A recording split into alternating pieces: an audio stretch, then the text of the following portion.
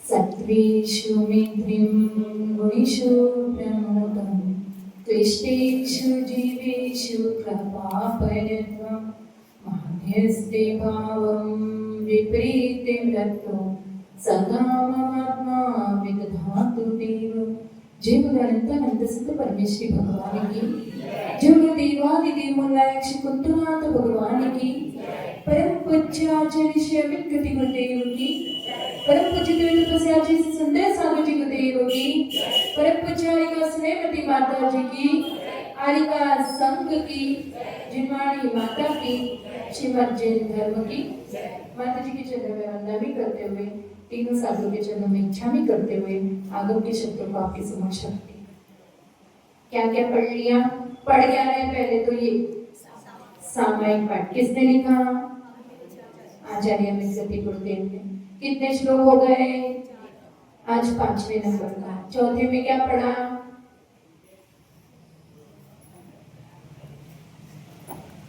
कि परमात्मा की। तो अब शिष्य पूछ रहा है कि गुरुदेव क्या विराजमान कर लिए, मैंने समता को धारण कर लिया, प्रभु के चरणों को भी अपने हृदय में स्थापित कर दिया, तो क्या अब मेरा काम हो गया? क्या हो गया उसका काम?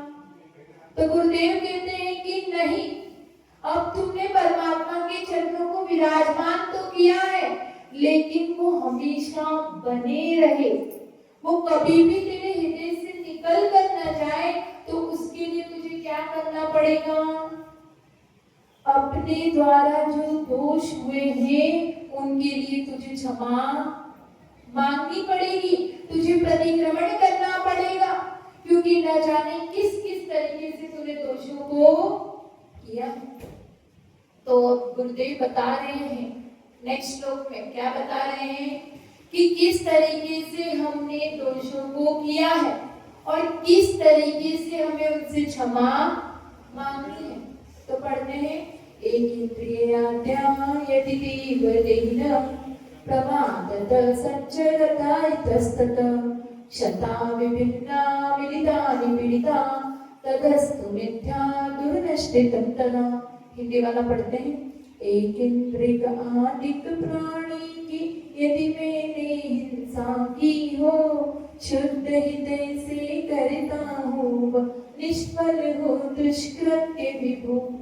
क्या कह रहे हैं कि हे देव, यदि यतस्ततः इधर उधर प्रमादतः संचरता, प्रमाद से इधर उधर घूमते हुए, एक इंद्रियाद्या यदि देव देहिना, एक इंद्रियाद्या मतलब एक इंद्री आदि, आदि से क्या देंगे?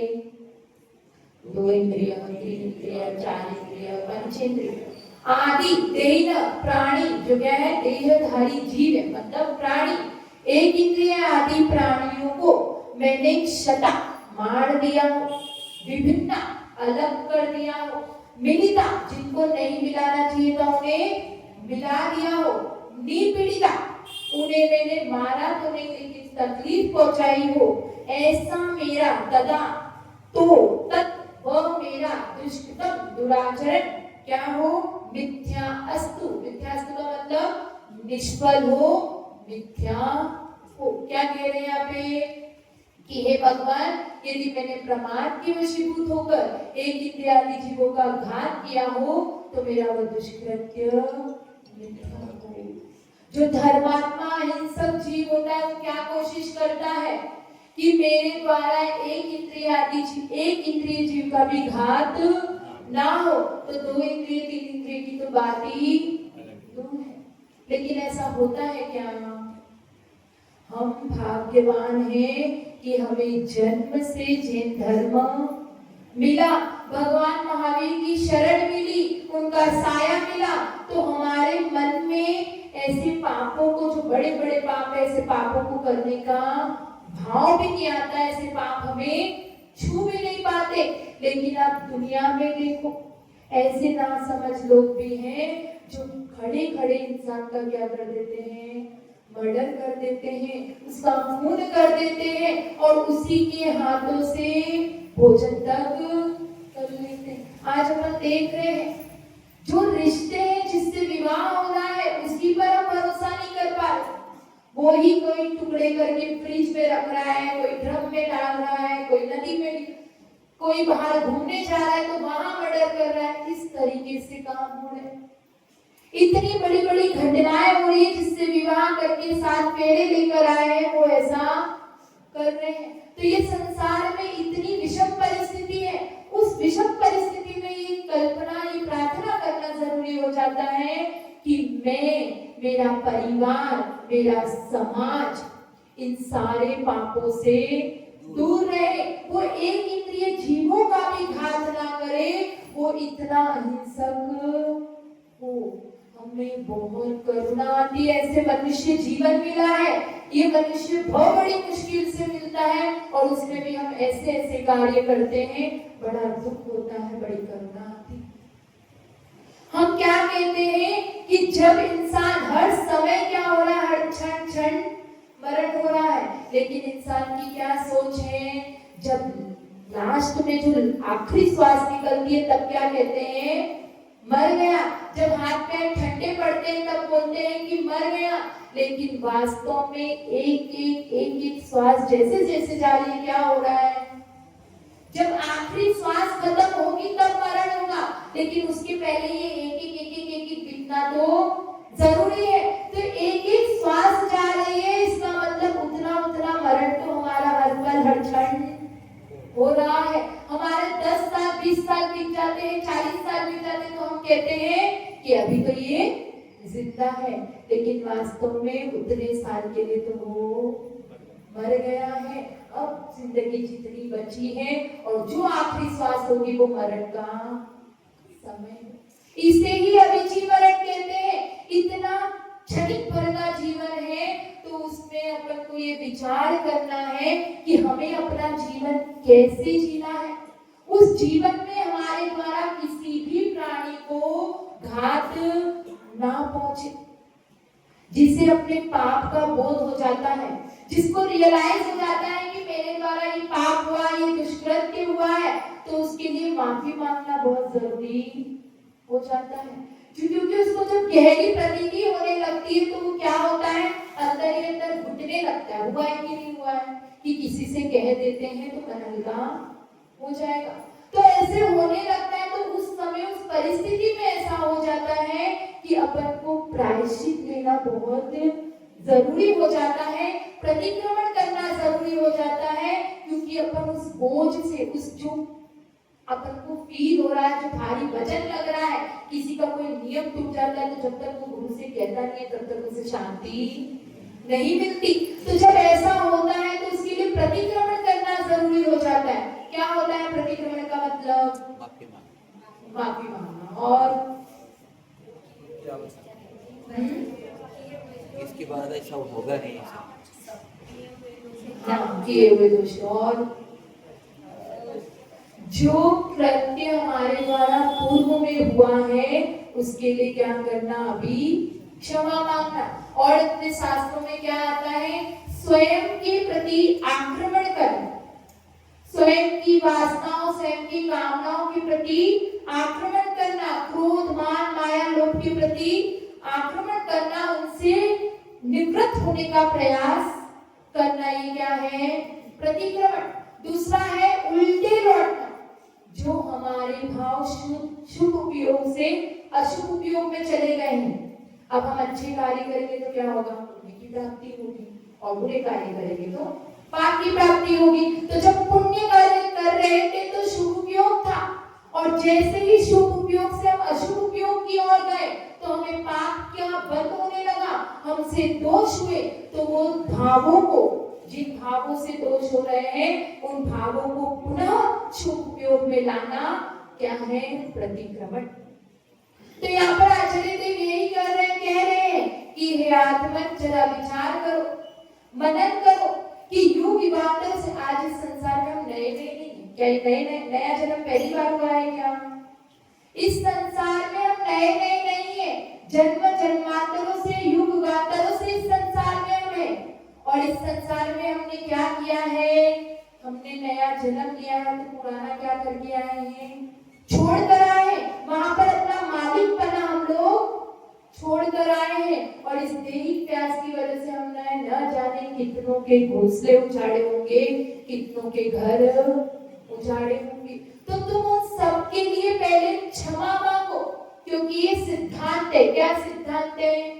परमात्मा अमृत से अपने पात्र को भरने से पहले उसे क्षमा के साबुन से और प्रायश्चित के नीर से धो लो, तभी तुम्हारे पात्र में जो रखा हुआ पदार्थ है वो शुद्ध रहेगा। और अगर तुम्हारा पात्र गंदा रहेगा तो उस पात्र में अमृत भी विष हो जाएगा, अच्छा दूध भी फट जाएगा। तो यहाँ पर यही कह रहे हैं कि तुम्हारे द्वारा दोष हुआ हो। अब दोष कैसे कैसे होते हैं? पहला क्या दिया है? प्रमादतः संचरता इतस्ततः, तो प्रमाद के वशीभूत होकर इतस्ततः इधर उधर घुमा हुआ हो। प्रमाद मतलब क्या होता है? आलस्य। और क्या होता है?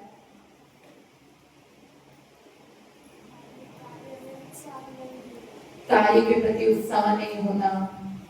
क्या होता है प्रमाद का अर्थ? किसी भी चीज के प्रति उत्साह नहीं होना। जो कार्य हम कर रहे हैं उसे रोते रोते करना, मजबूरी में करना, परेशान होकर करना, निरुत्साहपूर्वक कार्य करना और आलस्य करना। हमें मंदिर जाना पड़ रहा है क्योंकि मम्मी ने जल्दी उठाया है, जा अभिषेक कर, तो हम लोग जबरदस्ती जा रहे, उत्साह नहीं है लेकिन जबरदस्ती वहां पर अभिषेक करने जा रहे हैं। तो उस प्रमाद की वजह से क्या होता है? हम लोग ध्यान नहीं रखते, असावधानी पूर्वक चलते हैं, इधर से उधर चीजों को रख रहे। मम्मी ने बताया कि ये सामान इधर उठाकर रख दे, तो क्या करते हैं? बिना देखा ना शोधन किया और उठा के वहां पर रख दिया। असावधानी के कारण जो हमारे द्वारा कार्य होते हैं, कहते हैं सावधानी हटी और दुर्घटना घटी। इसीलिए जो आचार्य गुरुदेव होते हैं, साधु होते हैं, वो क्या करते हैं?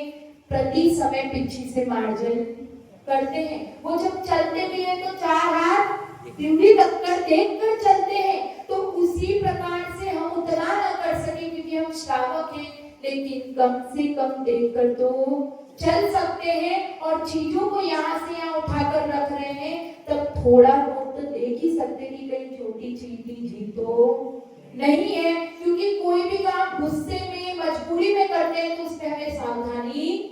तो मैंने इस प्रकार से प्रमाद के वशीभूत होकर जीवों का परेशान किया हो, असावधानी पूर्वक चलकर उनको नुकसान पहुंचाया हो।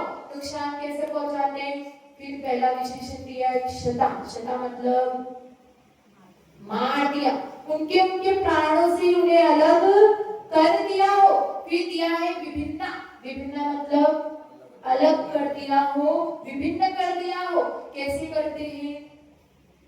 कैसे करते हैं कि हमारे हाथ में पानी आया तो उस अंश ने पानी को उठा के ऐसे जोर से फेंका कि वो पानी पूरा ऐसे दूर दूर बिखर गए और उनको जीव सारे एक दूसरे से बिछुड़ गए। और कैसे करते हैं? घर में कोई चूहे का जन्म हुआ, किसी चूहिया ने बच्चों को जन्म दिया। अब वो बच्चे अपन को तो वही दिखते, चूहिया तो दिखती नहीं, चूहिया तो भागती रहती है। अब वो छोटे छोटे बच्चे दिख रहे हैं, तो हमने बोला कि ये चूहे अगर यहीं पे बड़े होंगे तो घर में क्या हो जाएंगे? चूहे चूहे हो जाएंगे। तो इन्हें उठाकर सेफ जगह पे रख के आते हैं। और इतना दूर रखकर हम आए कि वो चूहिया ढूंढती जा रही है लेकिन वो बच्चे उसको नहीं मिल रहे। तो इस तरह का कृत्य मैंने किया हो, उसको उससे अलग किया हो। फिर जो चींटियों की लाइन चल रही होती है तो हम उस लाइन को तोड़ देते हैं जिससे वो चींटियां ब्रेक हो जाए। तो इस तरीके से मैंने अलग किया हो। और पंचेंद्रियों में कैसे करते हैं? जो नर्स होती है वो बच्चों की अदला बदली कर देती है, डॉक्टर्स होते हैं वो अदला बदली कर लेते हैं। किसी को बेटा चाहिए, किसी को बेटी चाहिए, तो उसको मरा हुआ बता देते हैं, इसको ले देते हैं। ऐसे जो तस्लीम होती है बच्चों की अदला बदली करते हैं, बेचते हैं। तो इस तरह का कृत्य मैंने किया हो। और क्या करते हैं? कोई परिवार सुख शांति से रह रहा है तो हमें क्या देखा नहीं गया, बहुत प्यार से रह रहा है, मिलजुल कर रह रहा है, तो ये कैसे रह रहा है? दत्तक देते वो भी फिर अलग अलग करना होगा। क्या?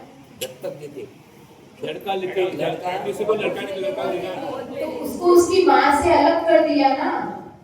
तो लेकिन वो राजी है ना देने के लिए। नहीं नहीं, जो राजी वो बात नहीं कर रहे, जो चोरी छुपके होता है वो तो लेडीज बेहोश होती है जन्म देने के बाद में, उसे तो पता ही नहीं होता है और उसके पहले ही अदला बदली हो जाती है। उसे कह रहे कि बच्चे को उसकी माँ से अलग कर दिया, तो इस तरह का कृत्य मैंने किया हो। और क्या क्या बता रही थी अभी मैं? हाँ, हमसे परिवार मिलकर रहता है तो देखा नहीं गया, तो हमने क्या किया, उस परिवार में दरार ला दी और उस परिवार वालों को हमने अलग अलग कर दिया। तो इस तरह का कृत्य मैंने किया हो तो मेरा वह दुष्कृत्य मिथ्या हो। फिर अगला विशेषण ले रहे हैं मिलिता। जिन जीवों को आपस में नहीं मिलाना चाहिए था उनको मिला दिया, तो उससे भी क्या होता है, जीवों को नुकसान पहुंचता है, इससे भी वो मरण को पहुंचते हैं। जिस तरीके से क्या किया, पृथ्वी का एक जीव है, वहां पे अपन ने पटाखे फोड़े, अग्नि का एक जीव और पृथ्वी का एक जीवों को आपस में मिला दिया, तो क्या हुई, हिंसा हुई। जो जीव आपस में धूप में आना सुखाते, हाँ, धूप में आना, छाए से धूप में आना, इस तरह का किया हो, और जो जन्म से जो वैरी है उन जीवों को आपस में, अभी आप चूहे को और बिल्ली को मिला दोगे तो, कुत्ते बिल्ली को मिला दोगे तो, सर्परेंगा को मिला दोगे तो क्या होगा, हिंसा ही करेंगे वो। तो इस तरह का कृत्य किया हो, और जो लौकिक में भी हमारे प्रेजेंट में भी होता है, हम जानते हैं कि ये दोनों इंसान एक दूसरे से बात नहीं करते, इन दोनों की बनती नहीं है, और हमने मजे लेने के लिए उनको मिला लिया, और फिर वो दोनों अपना झगड़ा चालू कर रहे हैं और हमें आनंद आ रहा है। तो इस तरह का कृत्य मैंने किया हो, किसी को भिड़ाकर उसमें मैंने आनंद बनाया हो, तो मेरा वह दुष्कृत्य मिथ्या हो। फिर आया है निपीड़िता। निपीड़िता का मतलब कि हमने उसको मारा है, ठीक है, उसको उसकी जान से अलग नहीं किया, बस उसको ऐसा नुकसान पहुंचाया, ऐसी तकलीफ पहुंचाई कि वो क्या हो गया, अपंग हो गया और परेशान हो गया। जिस तरीके से कोई चीटा चल रहा होता है, हम उसको ऐसे उठाते हैं कि उसकी टांग टूट गई। हमारे पास में गाय, बछड़े, बैल, भैंस सब रखे हैं, कोई रखा है, उसको ऐसे गले में हमने फंदा लगाया कि क्या हुआ, उसका गला पूरा छील गया। हमने कुत्ते को ऐसा डंडा मारा कि उसका खून आने लगा। हमने किसी को भूख प्यास की वेदना दी, वो मरा तो नहीं, लेकिन वो उससे कितना परेशान, उसे तकलीफ हुई। तो इस तरह का कृत्य मैंने किया हो तो मेरा वह दुष्कृत्य मिथ्या हो। मैंने एक इंद्रियादि जीवों को उनके प्राणों से अलग किया हो, उन्हें अलग अलग कर दिया हो, उन्हें मार दिया हो, उन्हें मिला दिया हो, और उनको ऐसा परेशान किया हो कि वो चलने के फिरने के लायक ना रहे हो। ऐसा दुष्कृत्य मेरे द्वारा हुआ हो तो वो मिथ्या हो। तो हम प्रतिक्रमण क्यों करते हैं? कोई कहता है कि दोषों को याद नहीं करना चाहिए, हमसे कोई गलती हो जाए, पाप हो जाए तो याद नहीं करना चाहिए, क्योंकि याद करेंगे तो हमें दोबारा पाप लगेगा। सुनते हैं ना ऐसा? तो उसके लिए जवाब आता है कि तुम अगर उस दोषों को याद नहीं करोगे, क्योंकि पाप का स्मरण करना जो है पाप प्रक्षालक है, आप उन पापों को याद करके उनका प्रतिक्रमण और प्रायश्चित नहीं करोगे तो वो संस्कार तुम्हारे अंदर बना रहेगा। क्योंकि जो पाप तुमने किया है वो पाप कृत्य तो भी किया, लेकिन उसके प्रति जो संस्कार था वो तो वैसा का वैसा बना रहा। जब हमें फील नहीं होगा तो हम उसको छोड़ने का प्रयास क्या करेंगे? जिस प्रकार से समझो, क्या समझो, एक दही का कटोरा है, ठीक है, अब उसमें से आपने पूरा दही निकाल लिया, अब उसको एकदम साफ कर दिया, लेकिन उसको मांजा और धोया नहीं है। अब आप उसमें दूध डालो तो क्या दूध सुरक्षित रहने वाला है क्या? क्यों? उसमें दही तो है ही, लेकिन उसमें दही की खटास के संस्कार अभी बने हुए हैं। उसी प्रकार से तुम्हारे हृदय में, तुम्हारे दिल में वो संस्कार तुम्हारे मन में बने हुए रहेंगे तो तुम्हारा पाप होने का दोबारा चांस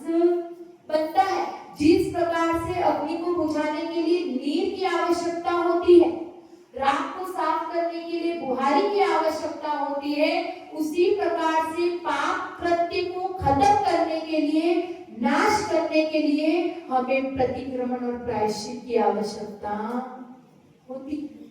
ये प्रतिक्रमण, प्रायश्चित और प्रत्याख्यान जब आत्म साधक को ग्लानि से भरा होता है, कहते हैं सुबह का भूला शाम को लौट आता है, तो उसे भूला नहीं कहते। जब वो आत्म साधक उसका क्या होता है, जो साधक होते हैं, जो साधु होते हैं, जो त्यागी होते हैं, उनके द्वारा प्रमाद के वशीभूत होकर किसी वजह से कोई दोष हो जाता है तो वो प्रतिक्रमण करते हैं, तो उनके दोष नाश हो जाते हैं। क्यों नाश होते हैं? क्योंकि उनका उन दोषों के प्रति भावना नहीं। वो ये नहीं सोचते कि चलो प्रतिक्रमण करते रहेंगे और माफी मांगते रहेंगे और काम करते रहेंगे। वो प्रतिक्रमण यही सोचकर करते हैं कि मुझसे जो गलती हुई है वो दोबारा ना हो। ये सोचकर वो प्रतिक्रमण करते हैं, इसलिए वो दोषों से मुक्त होते हैं।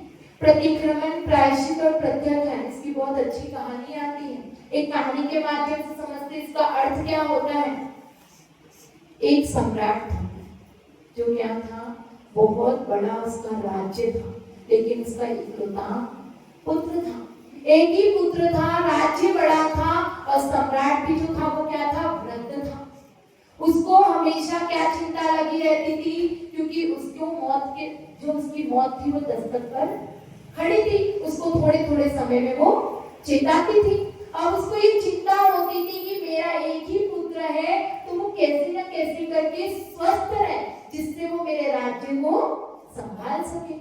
अब उसी चिंता में उसने एक बार सोचा, सलाह करी और क्या बोला कि मैं अच्छे कुशल वैद्यों को बुलाता हूँ, जिससे मेरा पुत्र क्या रहे, स्वस्थ रहे। अब उसके कहने पर 3 वैद्य वहां पर आए।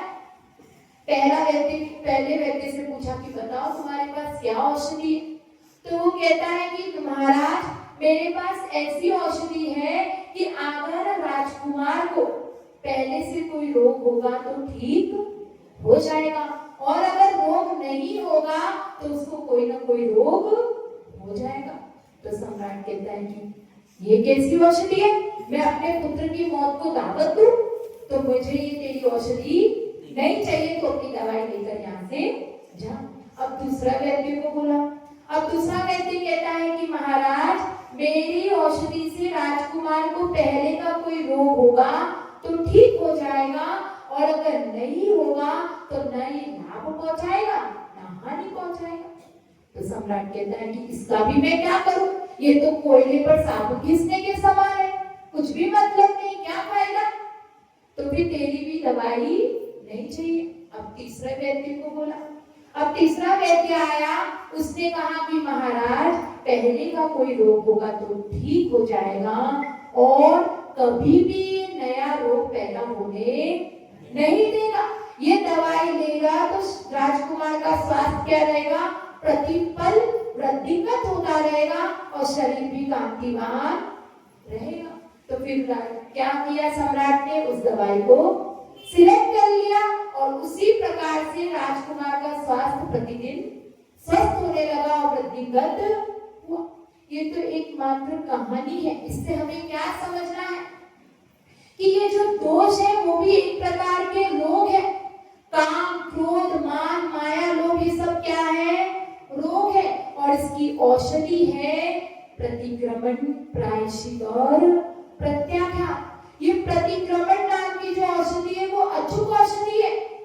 इसको जो साधक होते हैं दिन में 2 बार प्रतिक्रमण करते हैं और सारे दोषों से मुक्त हो जाते हैं। जिस प्रकार से पहले का रोग ठीक हो जाएगा तो वो किससे होगा, प्रतिक्रमण के माध्यम से होगा।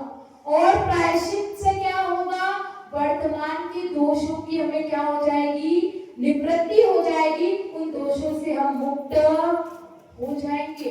और तीसरी प्रकार की जो दवाई बताई, भविष्य में कभी भी रोग नहीं होगा, तो वो है प्रत्याख्यान। प्रत्याख्यान हम क्यों करते हैं कि भविष्य में हमारे द्वारा कोई भी जो दोष लगने वाले थे, जो पाप करके होने वाला था, उसका अभी से हम क्या करते हैं, प्रत्याख्यान करते हैं। जिस प्रकार से वो दवाई भविष्य में रोग पैदा होने नहीं देगी, उसी प्रकार से ये प्रत्याख्यान भविष्य में हमारे ऊपर किसी भी प्रकार का दोष नहीं होने देगा। तो इसीलिए यहाँ पर कहा है कि ये जो प्रायश्चित, प्रत्याख्यान और प्रतिक्रमण अचूक औषधि है, तो इसी के माध्यम से हम हमारे दोष कृत्य को रोक सकते हैं। इसीलिए आत्म जो साधक होते हैं वो इसी भावना के साथ में प्रतिक्रमण करते हैं, प्रायश्चित लेते हैं और प्रत्याख्यान करते हैं। अगर आत्म साधक ग्लानि से नहीं भरेगा, उसको कुछ फील नहीं होगा, तो कुछ भी होने वाला नहीं है। इसमें एक अच्छी कहानी आती है, 5 मिनट में सुनाती हूँ। क्या है कि एक ज्यादा टाइम तो नहीं हो गया, ठीक है, तो सुनाती। हाँ, तो एक गुरु अपने शिष्यों के साथ में विहार करते हुए जा रहे थे। तो रास्ते में क्या हुआ, एक जगह मिली उन्हें रुकने के लिए। अब वो वहां पर रुके, लेकिन पास में क्या था, एक कुम्हार का घर था। तो वो कुम्हार वहां पे मटके बना बना के वहां पर सुखाकर रखता था। तो जो गुरु ने कहा था कि कभी प्रमाद की वश क्या हो जाए, दोष हो जाए, तो क्या कहना, मिच्छामि दुक्कडम, तो सारे दोष नाश हो जाएंगे। तो वो जो शिष्य था, एक जो शिष्य था वो क्या था, कौतुक प्रिय था। और उसने बोला कि मेरे गुरु ने कहा है कि कभी कोई गलती हो जाए तो मिच्छामि दुक्कडम कह देना, तो इससे पाप नहीं लगता है। अब वो शिष्य ने क्या किया, पत्थर उठाया और उस घड़े को दे मारा। अब वो घड़ा फूट गया तो कुमार आया और समझाने लगा, इस तरह का कृत्य मत करो, इससे पाप लगता है। तो वो कहता है कि मेरे गुरुदेव ने कहा है कि मिच्छामि दुक्कडम बोल दो और पाप नहीं लगता है, इसलिए मैं कहता हूँ मिच्छामि दुक्कडम। अब वापस से दूसरा घड़ा उठाया और दूसरे घड़े को फोड़ दिया। ऐसा उसने 2-3 बार किया और मिच्छामि दुक्कडम कहा। तो अब वो जो कुम्हार था उसने क्या किया, एक डंडा उठाया और सिर पे दे मारा और कहा मिच्छामि दुक्कडम। तो उसने कहा कि ये क्या कर रहे हो, फिर उसने और दोबारा डंडा मारा और मिच्छामि दुक्कडम। और अंत में उस शिष्य को अपनी गलती का एहसास हुआ, उसे व्यर्थ के कार्य रोकने पड़े। उसी प्रकार से हम अगर कोई दोष हो जाता है, उसका प्रतिक्रमण करते हैं, तो कभी भी ये भावना के साथ करना है कि ये दोष मुझसे दोबारा ना हो, ना कि ये भावना कि ठीक है हो गया तो अपन तो प्रायश्चित कर लेंगे, और ये रोज का रूटीन बना दोगे तो तुम्हारा प्रतिक्रमण करना भी व्यर्थ है। तो यहाँ पर इस श्लोक में यही समझाया गया है कि मेरे द्वारा एक इंद्रिय आदि प्राणियों की मैंने उनको मार दिया हो, उन्हें तकलीफ पहुंचाई हो, उन्हें अलग कर दिया हो, नहीं मिलाना चाहिए था, उन जीवों को भी आपस में मिला दिया हो, तो इस तरह का कृत्य मैंने प्रमाद के वशीभूत होकर किया हो, तो मेरा वह दुष्कृत्य मिथ्या होवे। जब राजे सुंदर सागर जी को देवी होगी परम पंचारिका श्रीमती माता जी की